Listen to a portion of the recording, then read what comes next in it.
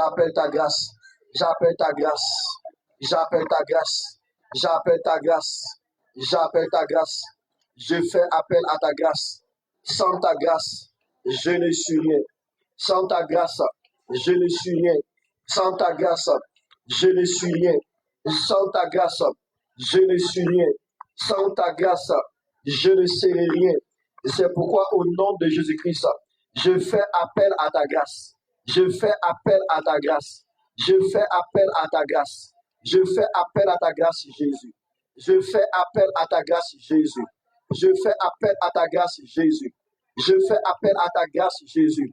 Sans sa grâce, pécheurs que nous sommes, faibles que nous sommes, humains que nous sommes, nous ne sommes rien. Et c'est pourquoi dit Seigneur, juste ta grâce dans ma vie, juste ta grâce dans ma vie, juste ta grâce dans ma vie, juste ta grâce dans ma vie. Je fais appel à ta grâce. Je fais appel à ta grâce. Je fais appel à ta grâce, Seigneur. Je fais appel à ta grâce, Seigneur. Je fais appel à ta grâce, Seigneur. Je fais appel à ta grâce, Seigneur. Je fais appel à ta grâce, Jésus. Je fais appel à ta grâce, lion de la tribu de Judas. Ô roi de gloire, ô lion de la tribu de Judas, je fais appel à ta grâce. Sans la grâce, tu ne peux y arriver. Sans la grâce, tu n'auras pas de victoire. Sans la grâce, tu n'as pas de gloire. Et sans la grâce du royaume des cieux, tu ne pourras pas y arriver. Fais appel à la grâce. Fais appel à la grâce. Fais appel à la grâce. C'est la grâce qui te donne d'être là où tu dois être. C'est la grâce qui te donne le positionnement. C'est la grâce qui te donne d'être assise en Jésus. C'est ta grâce. C'est la grâce. C'est la grâce qui te donne d'être victorieux pour la gloire de son nom. C'est la grâce qui te donne d'être au-dessus des ennemis. Et c'est la grâce qui te donne d'être au-dessus du système maléfique, du système diabolique. Et c'est la grâce qui te donne de pouvoir avoir autorité et de manifester ce qui est du royaume des cieux. Frères et sœurs, élève ta voix, fais appel à la grâce de Dieu. Fais appel à la grâce de Dieu. Fais appel à la grâce de Dieu. C'est la grâce de Dieu qui fait qu'aujourd'hui, tu n'es pas de la tombe. C'est la grâce de Dieu qui fait qu'aujourd'hui, tu n'es pas déstabilisé, tu n'es pas détruit par l'ennemi. C'est la grâce de Dieu qui fait de toi une âme vivante aujourd'hui pour pouvoir l'entendre, pour pouvoir le servir. C'est la grâce de Dieu qui fait qu'aujourd'hui, tu as été appelé par le Seigneur et qui permet qu'aujourd'hui, tu puisses répondre oui. Fais appel à cette grâce. Fais appel à cette grâce. Fais appel à cette grâce. Fais appel à cette grâce. Au nom de Jésus-Christ de Nazareth. Fais avec moi cette prière. Et Seigneur Jésus, Seigneur Jésus, permets-moi d'avoir la révélation de ta personne sur ma vie. Permets-moi, Seigneur, d'avoir la révélation du but que tu veux accomplir dans ma vie, que tu veux atteindre dans ma vie. Permets-moi de rentrer dans l'accomplissement de ce but au nom de Jésus. Amen. Alléluia. Alléluia. Est-ce que tu peux encore acclamer le Seigneur ce matin? Est-ce que ton acclamation peut dépasser cela? Est-ce que ton acclamation peut être dessus cela? Alléluia. Et que fait ça? Sans la grâce, tu ne pourras pas être à la position où tu es aujourd'hui. Tu ne pourras pas atteindre la position que tu dois atteindre. Parce que si tu atteins cette position sans la grâce, tu vivras cette position dans les dangers, dans l'insécurité, sans la paix du cœur. Parce que quelque chose au fond va te manquer. Et la grâce, en réalité, c'est qui? C'est Jésus lui-même. Qu'il te fasse la grâce de pouvoir rester en lui au nom de Jésus. Il faut t'asseoir la paix du Seigneur. Le thème que je vais te partager en quelques minutes, en quelques dizaines de minutes, c'est pourquoi je suis chrétien. Pourquoi je suis chrétien? Alléluia. Écoute, frères et sœurs, plusieurs d'entre nous aujourd'hui sont chrétiens, mais ils ne savent pas pourquoi ils sont chrétiens. Parce que la moitié d'entre nous sont nés en fait dans des familles où ils étaient déjà, papa, maman est chrétien. Ou papa est chrétien, maman n'est pas chrétienne. Ou papa n'est pas chrétien et maman est chrétienne. J'étais étonné d'arriver dans une ville. Et lorsque je suis entré dans cette ville, j'ai rencontré, je suis entré dans une alimentation et dans cette alimentation, j'ai rencontré un musulman fervent qui était appelé du nom de Laïki. J'ai échangé avec lui et puis je suis parti.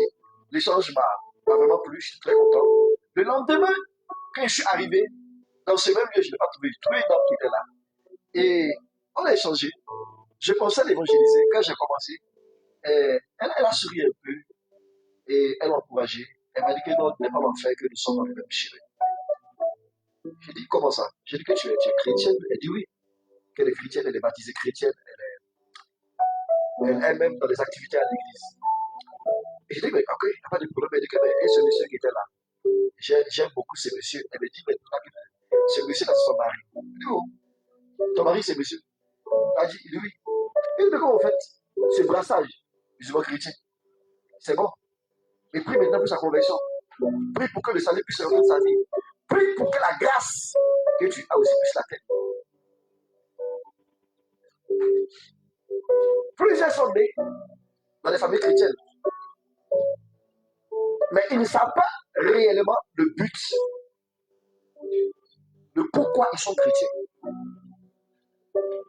D'autres même ont accepté Jésus, peut-être suite à une situation de maladie, situation de famille, situation d'enfantement, situation de combat spirituel où les défis les amènent à la mort. Mais ils n'ont pas eu l'occasion de pouvoir bien se mettre en Christ. Ils n'ont pas eu l'occasion de pouvoir se donner totalement à Jésus-Christ parce que, en fait, ils sont venus à cause de quelque chose.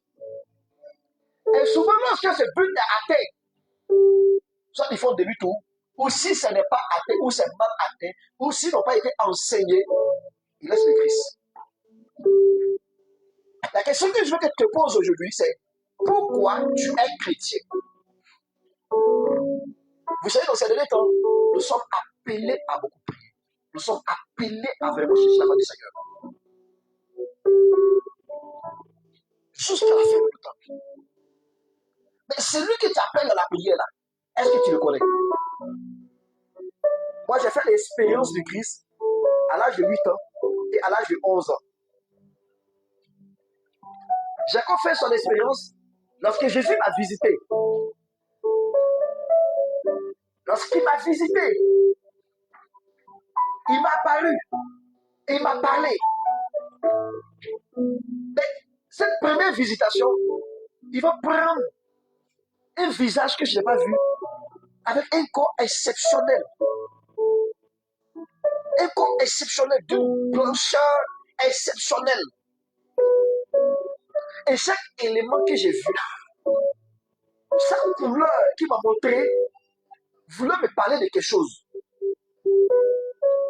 Et il m'a montré certaines choses. Il m'a donné la feuille de route. Et il me dit maintenant, c'est l'heure. Alléluia. Et quand il m'a dit cela, j'ai compris que je ne pouvais plus jouer ma vie comme ça. Parce que ma vie chrétienne là, ce n'est plus pour moi. Je peux dire depuis lors que oui, ce n'est plus moi qui vis. Mais c'est Jésus qui vit à moi. Et comme c'est lui qui vit à moi, c'est sa vie que j'utilise aujourd'hui. Alors je vais mettre ma vie en ordre de lui, sa vie. Tu es chrétien à cause de quoi? D'autres sont chrétiens à cause d'un garçon. D'autres sont chrétiens à cause d'une femme. C'est bien, mais ce n'est pas arrivé. D'autres sont chrétiens à cause de l'argent. C'est bien, mais ce n'est pas arrivé. C'est pour ça que les gens viennent plusieurs fois, prier pour eux. Quand les affaires commencent à marcher, il faut quoi? Ils partent. Maintenant, changer de stratégie. Quand ils viennent, je t'enseigne. Et si tu comprends l'enseignement, la grâce t'accompagne. Si tu comprends l'enseignement, parce qu'en réalité, l'onction ne se trouve pas ailleurs. Hein. L'onction, c'est tout de l'enseignement. La guérison, c'est tout de l'enseignement. La délivrance, c'est tout de l'enseignement. La grâce, c'est tout de l'enseignement. Alléluia. Le feu que tu as besoin, le feu que tu cherches, se trouve où ça? Dans l'enseignement. Et l'enseignement regroupe tout. L'enseignement a tout. L'enseignement a le feu qu'il faut pour te mettre au-dessus du système de l'ennemi. L'enseignement du Seigneur a la grâce de te donner de pouvoir comprendre le temps. De pouvoir comprendre les temps. L'enseignement te met au-dessus du système du diable. Et la prière maintenant va te couvrir pour t'amener à pouvoir rentrer dans ce que tu vas rentrer très bien. Vous comprenez? C'est pour que quand David partait contre Goliath là, David n'est pas parti seulement avec les cailloux de la main. Il n'est pas parti avec les 5 pierres de la main. Il n'est pas parti seulement avec le bâton de la main. Parce que quand j'accepte Jésus, ça montre que je suis devenu, après Jésus, je suis devenu une nouvelle créature. Mais la Bible nous dit dans 1 Jean 5, à partir du verset 12, que maintenant celui-là, il a donné l'autorité de devenir qui? Enfant de Dieu. C'est que frère, à partir du moment où tu donnes ta vie à Jésus, ta vie n'est plus comme les autres. Ta vie n'appartient pas à toi-même. Ta vie n'appartient pas à ta famille. Mais ça ne veut pas dire que tu vas te mettre là, dans une division avec ta famille, dans une division avec ton foyer, avec tes frères, tes soeurs, avec ta femme, avec ton conjoint, ta conjointe. Non. Ce qui veut dire quoi? À partir de maintenant là, oui, ils ont eu une volonté, mais concernant. Ils ont eu un plan, mais concernant. Mais à moi de prier maintenant pour connaître le plan réel de Jésus-Christ sur ma vie. Parce que tant que tu ne connaîtrais pas ce plan, tu ne prendrais pas le temps pour prier pour ce plan, et ce plan ne va pas arriver à ta vie. Pourtant, ton identité réelle n'est pas la formation que tu as faite, n'est pas le travail dans lequel tu es. Ton identité réelle, c'est le but pour lequel Dieu t'a envoyé sur la terre. Et ton identité est rattachée à Jésus. Ton identité est rattachée au Seigneur Jésus-Christ. Ton identité est rattachée au Dieu créateur de toutes choses. Mais il nous dit que non, il nous a révélé ce Dieu créateur sous forme du Fils. Et ce Dieu créateur-là, qui vient se révéler, qui vient se manifester sous forme du Fils. Du Fils. Il nous dit dans 1 Jean 5, le verset 19 à 20, 21, qu'il est qui? Qu'il est lui-même le véritable Dieu. Et s'il est lui-même le véritable Dieu, c'est que notre identité là, nos racines là, c'est en lui qu'on va découvrir qui nous sommes. Tu ne peux que produire ce que tes racines te donnent. Tu ne peux que produire ce qui est alimenté en toi. Mais si tu mets de côté tes racines, ta source, tu es de côté un petit. Notre racine réelle n'est pas notre but, n'est pas notre nation. Oui, ça c'est la racine humaine.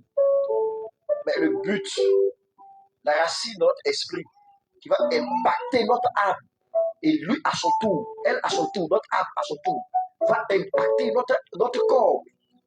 Vient d'où? Va venir en fait de notre liaison avec le seul Dieu créateur. Et la Bible nous dit ici, dans Colossiens 1, à partir du verset 27, il dit, en effet, Dieu a voulu faire connaître la gloire, la glorieuse richesse de ce mystère parmi les non-juifs, c'est-à-dire Christ en nous, l'espérance de la gloire. Plusieurs disent aujourd'hui que la religion, le christianisme est une religion importée. C'est une religion coloniale. C'est une religion qui a été envoyée pour coloniser les hommes. Non. Et j'ai dit aujourd'hui, j'ai dit à ces personnes-là que le christianisme, en fait, a été utilisé par des colons pour venir s'imposer, pour venir mieux avoir. Sinon, le christianisme a été en Afrique avant l'ère coloniale. Vous comprenez? Le christianisme a été en Afrique avant l'ère coloniale. Donc, si tu as pris ça à l'école, il faut mettre ça de côté. Si tu as pris ça à l'université, mets ça de côté. Tu comprends un peu? André et Philippe, là, l'Éthiopien, là, hein, ils ont été ici avant les colons. Amen. Alléluia. Faites bien vos recherches. Il y a des parchemins qu'ils ont eu. Moïse même était où avant? En Égypte. Après la résurrection de Jésus, les évangélistes sont venus ici en Afrique. Vous comprenez? Ça fait partie de la mission d'aller partout. Donc si on dit que notre christianisme là, c'est une religion importée. Peut-être pour d'autres c'est importé, mais pour moi là, c'est pas importé. C'est pour ça que pour moi là, il y a la vie dedans. Ces portes-voix là, il y a la sécurité dedans, il y a l'assurance dedans, il y a la réjection dedans, il y a la grâce dedans, il y a la pureté dedans, il y a la vraie vie du roi de Dieu dedans. Frère, j'allais te donner 3 points, 4 points par la grâce de Dieu, avant que nous quittons ce lieu. Le christianisme, c'est quoi? Le christianisme, ou être chrétien plutôt être chrétien, c'est quoi? Être chrétien, c'est tout simplement être un représentant de Jésus sur la terre. Amen. Alors, vous que vous cachez, quand vous chantez, vous cachez. Vous mettez votre Bible dans un gros sac. D'autres mettent ça dans un chassé noir. Et puis prennent le chassé noir, mettent ça dans un sac. Et puis prennent le sac, mettent au dos. Parce qu'ils ont peur qu'ils sont chrétiens. Je suis chrétien. Et si je meurs en Jésus, si je meurs réellement, sous l'ordre, sous la couverture du Seigneur Jésus-Christ, j'irai directement au ciel. Alléluia. Le christianisme nous donne la garantie, si tu es véritablement chrétien, que si tu meurs aujourd'hui, à cette même heure, à cette même minute, à cette même seconde, tu es au paradis. Mais d'autres religions nous diront que peut-être, Dieu aura pitié de toi. Il dit que je suis le chemin, la vérité et la... Amen. Alors, je préfère rester avec celui qui a l'assurance, qui me dit, suis-moi. Et quand on le suit, la Bible nous dit maintenant, dans le livre des Actes 11, que pour la première fois, on va voir les disciples, qu'ils étaient venus pour lui rendre gloire, où les gens étaient en train d'accepter Jésus. Et ils vont les appeler ces jours-là, ils sont des petits Christ. Ce sont des petits Christ. Ils font la même chose que leur maître faisait. On va les appeler les chrétiens. Les gens qui tiennent à Christ. Les gens qui sont peut-être inférieurs à lui, mais qui font la même chose que lui. Les chrétiens. Alléluia. Et depuis lors, le mot chrétien maintenant nous a suivi. Mais aujourd'hui, plusieurs viennent au christianisme dans le but d'avoir quelque chose, dans le but d'accéder à quelque chose, dans le but de pouvoir avoir une fin humaine et puis disparaître. Dans le but peut-être de se protéger puis de partir. Parce que c'est le seul mouvement aussi qui te garantit la victoire sur les sorciers, même quand tu dors. Alléluia. Il est le seul quand il dort. Satan n'est pas passé à côté. On ne parle pas des petits sorciers qui sont là. Vous comprenez? J'ai vu un qui était là, qui s'est arrêté au bout des gens, et puis il a commencé à s'élever. Et puis, mais il n'y a pas un chrétien à côté. Si un chrétien à côté, celui qui t'a chanté au nom de Jésus, parce que tu es monté là, c'est vrai qu'il va tomber à tes pas. Frère et soeur, chrétien, c'est pour toujours. Quand ça ne va pas chrétien, quand on te persécute chrétien, quand on te cherche chrétien, quand on te cherche chrétien, à tout niveau, chrétien aujourd'hui, chrétien demain, chrétien pour l'éternité. Vous comprenez? Parce qu'il est écrit. Et nous avons expérimenté. Et quand nous avons expérimenté, nous avons vu que c'est vrai. Chrétien signifie quoi? Petit Christ. Une personne qui représente Christ. Pourquoi je suis chrétien? Je suis chrétien pour représenter Jésus. Je suis chrétien pour qu'on puisse voir Christ au travers, à travers, et sur ma vie. Je suis chrétien pour qu'on puisse voir le royaume des cieux à partir de ma vie. Je suis chrétien pour qu'on puisse voir Jésus que tu n'arrives pas à voir tes yeux. Alléluia. Est-ce que quand on te voit, on peut voir Jésus dans ton habillement, dans ta coiffure, dans ta manière de voiler, dans ta manière de coiffer, dans ta manière de parler? Est-ce que quand ça ne va pas, est-ce qu'on peut voir Jésus par toi? Si lorsque ça ne va pas, on ne peut pas voir Jésus en toi, c'est que c'est un problème. Ta chrétienté est un problème. Et c'est par nous. Nous qui devons le représenter là. C'est par nous qu'on doit voir Jésus. C'est-à-dire qu'on vient, qu'on te provoque, qu'on vient, qu'on te met en colère. On ne doit pas voir ta colère. On doit voir les fruits de Jésus. Quand vient nous touche à ta famille, on doit voir les fruits de Jésus. Ce qui veut dire quoi? Ce qui ne veut pas dire quoi? Si celui-là vient avec les forces humaines, les forces mystiques, pour venir te détruire, pour venir te paralyser, pour venir te tuer, tu dois t'asseoir pour dire que Dieu est amour, alors je n'ai pas agi. C'est là que tu vas faire descendre le feu du ciel. C'est pour ça tous ceux qui sont contre les prières que j'ai faites. Retour à l'envoyeur 7 fois. Si vous êtes comme cela là, que Dieu vous donne une mentalité renouvelée. Mais le sorcier qui a paralysé nos grands-parents, qui a paralysé nos parents, qui a paralysé les gens de notre génération, ne va jamais nous paralyser au nom de Jésus. Si tu essaies, je te renvoie cela 7 fois au nom de Jésus.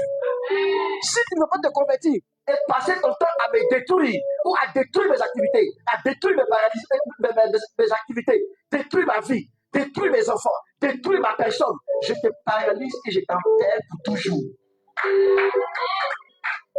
Je ne suis pas plus que David. Et je ne serai pas plus que David. Mais David a fait cette prière. David a amené, il a dit Seigneur, mais si ça dépend de moi là, tue mes ennemis. Tue mes ennemis. Tout ennemi de ta vie qui ne veut pas se convertir, mais qui a pour but, un seul but, de te détruire, de te tuer, de te déstabiliser, qu'il soit enterré avant la fin de ta vie. Je priais comme ça pour une jeune dame. Lorsque je priais pour elle, pour sa délivrance, j'entends une voix. Le Seigneur me dit, écoute. Quand j'écoute la voix dit, tant que je vivrai, elle ne se mariera pas et elle ne priera pas. Mais la solution est simple. C'est passer de vie. Elle ne va pas se marier. Passer de vie. Elle ne va pas prier. Meurt. On dit, tu as dit quoi? Il dit qu'il meurt. Qu'il meurt. Et puis elle est la sœur. Avant le 5 janvier, quelque chose va se passer. On va t'annoncer la mort de quelqu'un. Mais reste tranquille. Le Seigneur, tant que cette personne ne veut pas se convertir, ne veut pas t'accepter, ne veut pas te donner sa vie, je l'enterre.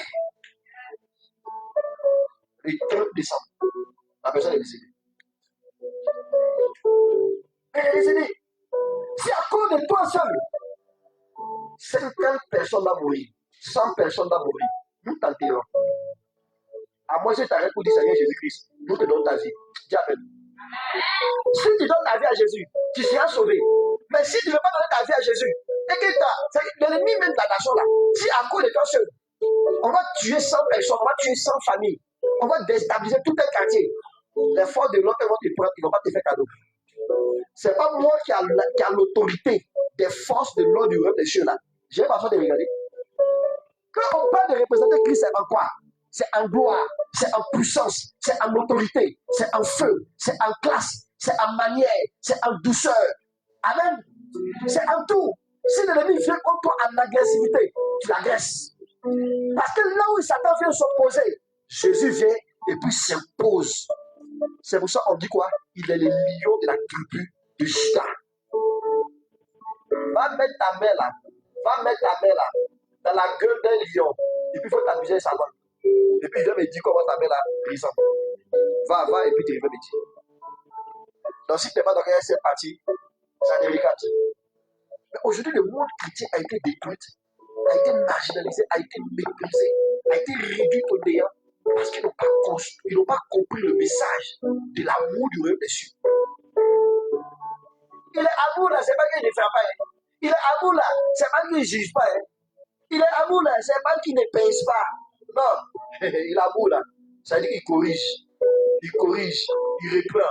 Si à cause de toi seul, toute la famille sera en danger, on te met de côté. Si à cause de toi seul, tout le monde va mourir, on t'enterre premier. Vous n'avez pas remarqué le chauffeur là? À cause d'une seule personne qui était sur le goudron, il y a 70 personnes qui devaient mourir. On l'a écrasé, on a continué. La seule va faire, il y a encore la famille. On n'est pas des chats. Et puis la vie continue. C'est chrétien pour représenter Christ en qualité, en quantité et en force de frappe, en qualité d'amour, en quantité de puissance, en force de frappe contre l'ennemi. Parce qu'il n'y a pas quelque chose qui soit plus puissant que le nom de Jésus-Christ de Nazareth. Il n'y a pas. Ce chrétien-là, c'est pour ça. C'est pour représenter le Christ. Tu comprends un peu? C'est pour représenter le Christ. Est-ce qu'on peut voir le Christ en toi? Est-ce que quand on te voit dans ton habillement chrétien et chrétienne, est-ce qu'on peut voir le Christ en toi? Est-ce que du lundi au mardi, mercredi, jeudi, vendredi, samedi, dimanche, est-ce qu'on peut voir le Christ en toi? Lorsqu'il y a des situations, est-ce qu'on peut voir le Christ en toi? Lorsque ça ne va pas, est-ce qu'on peut voir le Christ en toi? C'est pour encore représenter le Christ dans toute l'excellence. Le christianisme n'est pas un mouvement de médiocrité. Vous n'avez pas besoin de partir prendre des fétiches, des waks, des amours, partir faire des sacrifices pour pouvoir être à la page, pour pouvoir avoir l'autorité, pour pouvoir être au-dessus. Vous avez tout simplement besoin de fléchir vos genoux, de passer du temps dans la présence de Dieu, de parler avec Jésus, de l'écouter et de mettre en pratique ce qu'il vous dira. Le deuxième point, je suis chrétien pour continuer ce que mon maître a commencé. Parce que quand tu dis Jésus, c'est quoi? Jésus, quand on parle de Jésus, Jésus est le Christ. Le Christ est Jésus. Pourquoi Jésus vient, il s'arrête et puis il dit devant tout le monde, je suis le Messie. Je suis le Messie. Je suis le Christ. Et il le soulève, ils sont partis pour le lapider. Pourquoi? Parce qu'en réalité, le Christ là, c'est la même signification que Dieu. C'est-à-dire, au lieu de dire que c'est ma mère, tu peux dire c'est ma maman. Ou tu peux dire c'est celle qui m'a accouché. Tu comprends un peu? C'est la même chose. Amen. Le Christ signifie Dieu. Dieu, c'est la même signification que le Christ. Les Juifs l'ont regardé comme ça. Toi, petit comme ça, toi, un charpentier. Toi, un simple menuisier du quartier là. Tu vas me dire que toi, tu es le Christ. Tu vas nous dire que toi, tu es Dieu. Regarde comment il est. Et puis, il n'a même pas de beauté même pour t'attirer. Il a quoi en lui? Puis alors, il est lapidé. Et puis, il a pris. Quand il s'est arrivé sur la montagne, il veut le pousser. Il s'arrête. Il dit non. On n'enlève pas ma vie. Mais c'est moi qui donne ma vie. Recevez une nouvelle vie au nom de Jésus. Recevez cette révélation au nom de Jésus. S'ils avaient cette révélation-là, ils n'allaient pas le prendre pour partir chercher à le faire quoi? À le jeter, à le tuer. Je suis chrétien pour continuer ce que mon maître a commencé. Mon maître, il est qui? Il est Jésus, le Christ, le Messie. Le Christ qui signifie quoi? C'est lui qui est oué. Quand on dit Christ, ça signifie c'est lui qui est oué. C'est lui qui a reçu. C'est lui qui a la source de la vie, la source de la création. Mais dans la version anglaise, le Christ signifie c'est lui qui est la source de l'onction. La source de l'onction. Or, la source de l'onction, c'est la source de la vie. L'homme qui a reçu cette grâce, l'homme de la grâce, vous comprenez, l'égal à Dieu. Dieu qui signifie l'infini. L'infini. C'est lui qui est au-dessus de toutes choses. Dieu. Jésus qui signifie quoi? Sauveur. Dieu sauveur. Il a commencé une œuvre que toi et moi, nous devons terminer. Dis avec moi, termine l'œuvre de ton maître. Termine l'œuvre de ton maître. Quelle œuvre il a commencé? Regardez, il a commencé une œuvre que dans le passé, étant dans le passé, il a déjà accompli cette œuvre-là pour le futur. Étant dans le passé, Jésus se projette en dans le futur. Il termine d'accomplir tout. Maintenant, ton travail là, c'est de rentrer en lui. Amen. Quand tu rentres en lui et que tu permets qu'il puisse rentrer en toi, quand il est en toi, les deux demandent la même chose. Je suis chrétien. J'ai accepté Jésus. Je suis en Jésus. C'est bien. Mais est-ce que Jésus est en toi? Quand la chose est en toi, la chose te dirige. Quand tu es dans la chose, tu ne fais que partir dans le sens de la chose ou de la personne. Mais certaines personnes sont dans la chose, mais veulent faire ce qu'eux ils veulent. Peut-être Jésus dit, j'ai déjà accompli depuis le passé là. J'ai tout accompli pour le futur. J'ai tout réglé, j'ai tout établi. Maintenant, à toi de rentrer à moi, de voir cette chose et de me laisser entrer en toi pour te conduire. Alléluia. Il a sauvé les nations. Et il veut que toi, tu parles maintenant pour les annoncer la bonne nouvelle. Il n'y a plus de condamnation pour toi. Maintenant, sors de la condamnation. Il n'y a plus de condamnation pour toi. Alors sors de l'esclavage. Il n'y a plus de destruction pour toi. Alors arrête de livrer ta vie au diable. Parce qu'il t'a déjà sauvé depuis dans le passé. Mais comme tu ne le sais pas, tu es en train de partir livrer ton âme au diable. Tu es en train de partir livrer ton âme à la destruction. Alléluia. Mais combien de personnes aujourd'hui sont prêtes pour entrer dans cette œuvre? Combien de personnes seront prêtes s'ils ne partent pas vers eux?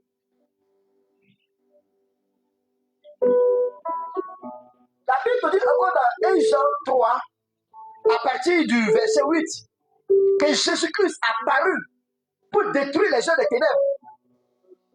La première œuvre des ténèbres, c'est les œuvres de l'iniquité.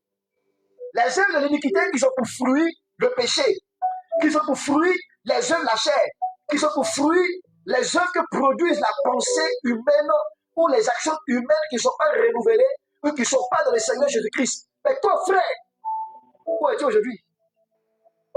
Les œuvres de la sorcellerie, les œuvres de la rose-croix, les œuvres de la franc-maçonnerie.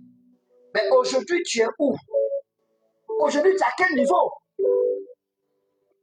Aujourd'hui, tu es où aujourd'hui? Est-ce qu'on parle de sorciers à quel part tu ne fuis pas? Je connais des chrétiens, quand on commence les prières de combat, ils se mettent de côté. Parce que pour eux, quand tu commences à combattre l'ennemi, automatiquement, toutes tes affaires vont être déstabilisées, vont être détruites. Tu n'as pas encore compris certaines choses, certaines parcelles de ta vie, de ton système spirituel, qui ne sont pas encore engloutis sous la couverture du sang de Jésus. Il a parlé pour détruire ces œuvres des ténèbres.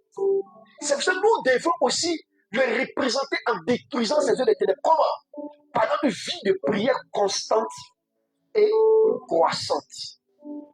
Tu comprends? Constante, stable, mais de façon croissante. On ne diminue pas, mais on monte. Est-ce que ta vie de prière a monté depuis ces 6 derniers mois, ces 12 derniers mois? Est-ce que ta vie de prière a monté? Est-ce que ces 3 derniers mois, ta vie de prière a monté? Est-ce que ces semaines qui sont passées, ces jours qui sont passés, ta vie de prière a monté ou s'arrête ici? Ou ta vie de prière est toujours en attente de la procrastination? Ta vie de prière aujourd'hui à quel niveau? Ta vie de prière où, frère et soeur? Jésus t'a appelé pour appeler son règne, pour détruire les règnes des ténèbres en appelant son règne. Appeler son règne en détruisant les règnes maléfiques, en appelant son règne. Mais aujourd'hui, tu es où? Briser les œuvres des ténèbres, briser les œuvres maléfiques, c'est appeler, faire imposer son règne. Parce que là où il y a opposition maléfique, le règne du Christ, en appelant le règne du Christ de la prière, en appelant le règne du Christ par l'évangélisation, en appelant le règne du Christ en exaucant les visions à accepter le Seigneur, brise le règne satanique, détruit les œuvres des ténèbres. Mais la question aujourd'hui, c'est quoi? Tu as quel niveau? Amen. Tu as quel niveau? Est-ce que nous n'avons pas plus de chrétiens qui sont soit dans le sommeil spirituel ou dans la mort spirituelle? Tu as quel niveau? Plusieurs là, ils sont là, Satan marche comme ça, à côté d'eux. Parce que spirituellement, ils dorment. Spirituellement, elles dorment. Spirituellement, ils sont morts spirituellement. Le diable ne va pas les réveiller. Est-ce que tu es chrétien de nom ou tu es chrétien de vie? Un chrétien était parti au village et puis il a prié comme ça, et puis il demandait au pasteur de le soutenir dans la prière pour que lorsqu'il va arriver, qu'il n'ait pas de problème, parce que dans leur famille, le christianisme là, ils sont combattus, tout ça. Ils sont combattus dans le christianisme par rapport au christianisme. Et quand il est parti au village, il est revenu. Le pasteur a posé la question, frère, comment s'est passé? Comment s'est passé au niveau du village quand tu es parti? Et il a répondu au pasteur, mais pasteur, papa, ça s'est bien passé. Mais par rapport à ta vie chrétienne, ça n'a pas été un problème. Non, papa, ils n'ont même pas su même que j'étais chrétien. Ce qui veut dire quoi? Quand il est parti, il a continué dans sa vie ancienne. Il a regardé le christianisme, mais il ne s'est pas révélé. Pourtant, le christianisme ne peut pas se cacher. C'est un mouvement de révélation. C'est un mouvement de puissance. Il a continué dans ses anciennes œuvres. Il n'a même pas cherché à mettre le pied au village, à l'église. Sûrement que le pasteur même n'a pas été visité. Alléluia. Frère et soeur, on n'a même pas su qu'il était chrétien. Est-ce que quand tu pars, tu rapportes tes anciens amis, quand tu passes du temps avec eux, 1, 2, 3, 4, est-ce qu'on sait qu'il y a un changement qui s'est produit dans ta vie? Est-ce que quand tu sors au carrefour, lorsqu'il y a des fétiches qui sont là, est-ce que tu ne fais pas de contour? Les gens, quand ils voient des fétiches, ils voient les gens qui font des sacrifices. Ce carrefour, ils vont éviter ça pendant une semaine. Et les gens, ils ont raison. Ils vivent une mauvaise vie que personne ne connaît. L'évangélisation pour sauver le maximum des âmes brise le règne du diable dans le quartier, brise le règne des ténèbres dans le quartier, brise les règnes maléfiques, brise les règnes sataniques, brise les règnes démoniaques. C'est pour ça qu'une église sans évangélisation, ça va pour être une église morte. Frère et soeur, tu es où? Tu es à quel niveau? Est-ce qu'on voit dans ta vie que tu es chrétien? Est-ce qu'on voit dans ta vie que tu es chrétien? Est-ce que dans ton habillement, aujourd'hui, voici qu'est-ce qui se passe dans nos églises, nous sommes en train de changer le port du voile. On dit non, quand tu as une chevelure bien coiffée là, c'est égal au voile. Quand tu as une chevelure, quand tu es bien méché là, bien jolie, et aujourd'hui nous avons plus de femmes qui viennent prêcher, qui viennent diriger, mais qui ne portent pas de voile, vous êtes en train de pécher. La Bible dit clairement que la femme, à cause du Seigneur, à cause des anges, met sur sa tête un voile. Si elle ne se voile pas, il serait préférable pour elle de partir se raser la tête comme un nouveau militaire. Or, s'il est honteux pour une femme de ne pas porter des choses, c'est-à-dire d'être là, bibelle, avec une beurre de carré sur la tête, il est mieux pour elle de se voiler. Premièrement, à cause des anges de Dieu. Ensuite, à cause de Dieu. Et de garder ses cheveux, qui sont une gloire pour son mari. Mais nos frères, nos sœurs aujourd'hui, qui sont là dans les églises avec les femmes, qui sont pasteurs, prophétesses, évangélistes, et quoi, qui ne mettent pas de voile, c'est dans quelle parole de Dieu? C'est dans quelle Bible? Quelle est la différence entre les païens? Ça veut dire que Dieu t'utilise. Dieu fait les choses avec toi. Le don continue de se manifester avec toi. Mais tu n'es pas approuvé par Dieu. Une personne qui est approuvée par Dieu, fait textuellement ce que la Bible nous dit, selon l'actualité de la Bible de notre temps. Ça veut dire qu'il ne pas parler de voile en tant que femme. Rase tes cheveux. Le troisième point. Frères et sœurs, je suis chrétien pour manifester la véritable identité du Christ. Ma véritable identité en Christ. Je disais tout à l'heure comme ça que notre identité réelle se voit en fait, nos racines là, se voient en fait par la source de nos racines. Notre identité réelle se voit par notre connexion à notre racine. Si tu vas te déconnecter, si tu vas couper les troncs de l'arbre, couper les troncs de choses, des racines, comment l'arbre va vivre? Tu peux être ministre, ambassadeur, chercheur, docteur. Tu peux avoir le plus grand restaurant du monde. Tu peux être minier. Tu peux être dans les trésors. Tu peux être dans les affaires, dans les business. Mais ne pas manifester ton identité réelle. Tu peux être même appelé homme de Dieu. Mais ne pas manifester ton identité réelle. Tu peux faire quelque chose à l'église, croyant que c'est Dieu qui t'utilise. Mais tu fais les choses pour Dieu. Mais tu ne manifestes pas ton identité réelle. Ton identité réelle va se manifester lorsque tu seras attaché, réattaché aux sources de tes racines. Et les sources de tes racines sont une seule chose. Celui qui t'a créé. Celui qui t'a créé n'est pas les bois. Je voyageais la dernière fois. Lorsque je partais vers l'ouest, il me disait là comme ça, il était avec un monsieur de car, il me disait que non, que lui, son Dieu, c'est lui, que lui, il adore là, qu'il adore la forêt, il adore les bois.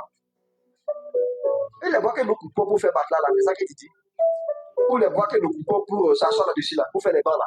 C'est ça. Il dit oui. J'ai un problème, frère. Il dit, mais Dieu merci. Je disais comme ça. Il dit, Dieu merci que tu es assis à côté de moi. Parce qu'à partir de maintenant, ton salut sera garanti si tu m'écoutes. Frère, soeur,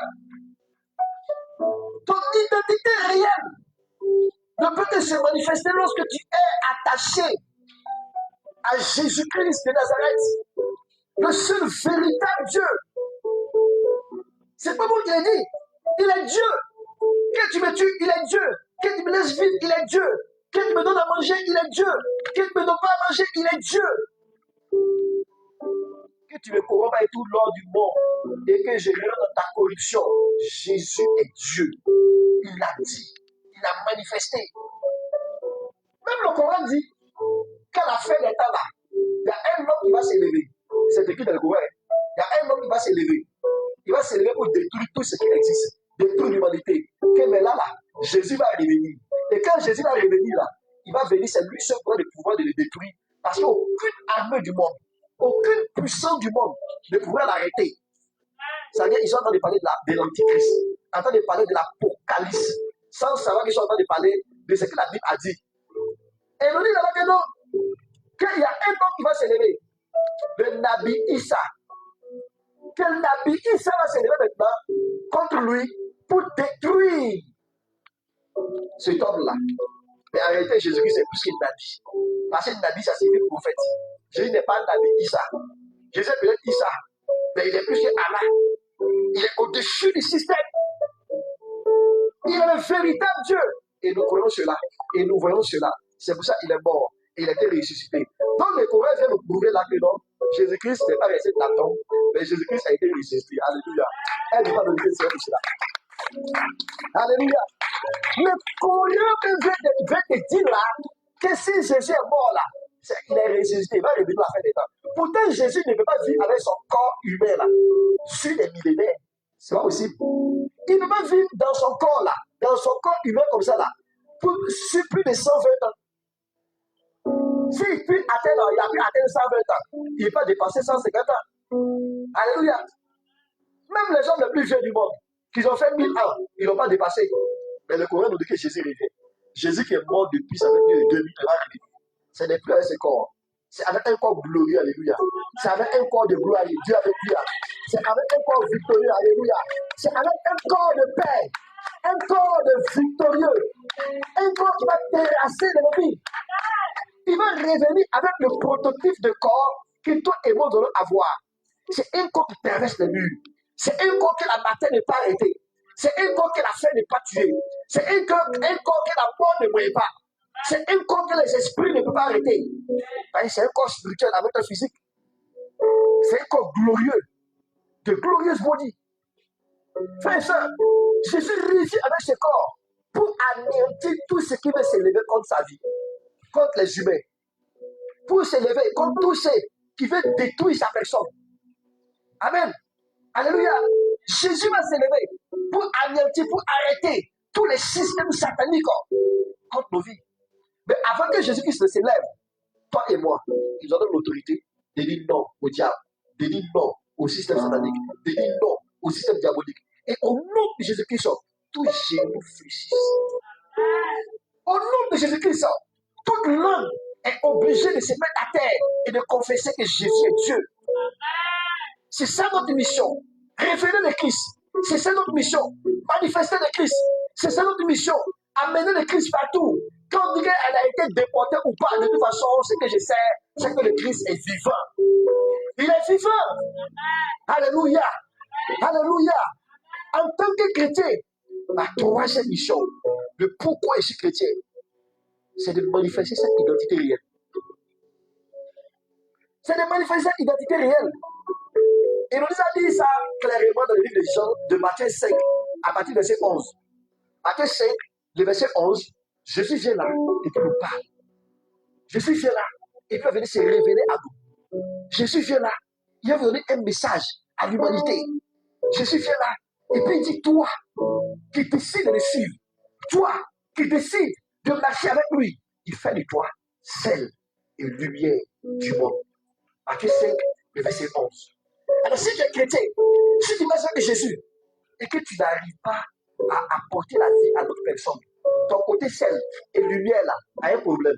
Si tu n'arrives pas à faire sortir des gens des ténèbres, de l'esclavage, des gens du système du diable, des prisons sataniques, des prisons démoniaques, c'est que ton côté sel et lumière a toujours un problème.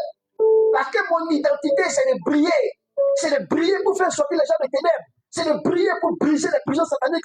C'est de briller pour délivrer les gens. C'est de briller pour restaurer les gens. C'est de briller pour donner la vie à ceux qui n'ont pas la vie. C'est de briller pour ressusciter les gens. C'est de briller pour donner l'espoir à ceux qui n'ont plus d'espoir. Est-ce que tu es chrétien, frère? Si tu es chrétien, commence à briller. Si tu es chrétien, que ta saveur commence à lui. Que ta saveur commence à savourer les gens. Est-ce que tu es chrétien ou tu es chrétien? Est-ce que tu es un chrétien ou tu es un chrétien OGM? On a dit plusieurs personnes à l'église ont été engrossées, ils ont été engraissées. Là, ils ne peuvent rien faire. Quand les gens de faire cette prière, ils ne vont plus venir. Ils vont disparaître de l'église. Tu es chrétien pourquoi? Quand on dit chrétien, on doit voir le Christ. Quand on dit chrétien, on doit voir Jésus. Quand on dit chrétien, on doit voir le roi des cieux. Quand on dit chrétien, on doit voir la puissance du roi des cieux. C'est qui, frère? C'est qui, sœur? Il nous dit ici, dans Colossiens 1, le verset 15, il dit ici, le Fils est l'image du Dieu invisible, le premier-né de toute la création. En effet, c'est en lui que tout a été créé dans le ciel et sur la terre, le visible et l'invisible, les trônes, les souverainetés, les dominations, autorités. Tout a été créé pour lui et par lui. Tout ce qui existe a été créé pour lui et par lui. Il existe avant toute chose. Qui existe avant toute chose? Jésus. Et tout subsiste en lui. Il est la tête de tout corps. Il est la tête de l'Église. Il est le commencement, le premier-né d'entre les morts, afin d'être en tout le premier. En effet, Dieu a voulu que toute sa plénitude habite en lui. Alléluia. Est-ce que tu peux pas acclamer Seigneur pour cela? Frère, sœur, est-ce que ton acclamation peut dépasser cela? Ton identité réelle, frère et sœur, c'est en Jésus. Ton identité réelle, ta saveur réelle, ta brillance réelle, c'est en Jésus. Si tu as été arrêté dans le passé, comprends ce message et à partir de maintenant, sois débloqué au nom de Jésus. Si ta saveur n'a pas pu se manifester pour donner du goût aux vies, pour donner du goût et du plaisir aux gens de vivre, qu'à partir de maintenant, que ta saveur commence à savourer les nations de Jésus. Je déclare au nom de Christ Jésus que si ta vie a été toujours dans l'opposition, dans les défis que tu n'as pas pu relever, qu'à partir de maintenant, que la grâce de la lumière du royaume des cieux s'impose dans ta vie au nom de Jésus. S'impose face à l'ennemi au nom de Jésus. S'impose face aux œuvres de au nom de Jésus. Si jusqu'aujourd'hui, tu avais cherché et ne savais pas comment y arriver, je déclare au nom de Jésus, par la compréhension de ce message, de ce mystère, que ta situation change au nom de Jésus. Ta situation change au nom de Jésus. Ta situation change au nom de Jésus. Ta situation change au nom de Jésus. À partir d'aujourd'hui, je déclare sur ta vie, pendant que tu es en train de comprendre ce message, que la grâce d'être chrétien s'accomplit d'une façon manifeste dans ta vie au nom de Jésus. La grâce d'être appelé fils de Dieu, d'être appelé chrétien, d'être appelé citoyen du royaume de Dieu, commence à saturer ta vie, commence à saturer tes affaires, commence à saturer ta personne, que les gens voient la gloire maintenant, que les gens voient la lumière, lui, maintenant ta vie, que les gens voient ta saveur maintenant savourer la nation de Jésus. Je déclare au nom du cas, à partir d'aujourd'hui, que la vie qui manquait en toi commence maintenant à être abondante. Reçois cela au nom de Jésus. Reçois cette vie abondante au nom de Jésus. Reçois cette vie abondante au nom de Jésus. Reçois cette vie abondante au nom de Jésus. Reçois cette vie abondante au nom de Jésus. Reçois cette vie abondante au nom de Jésus. Reçois cela au nom de Jésus-Christ. Alléluia. Alléluia.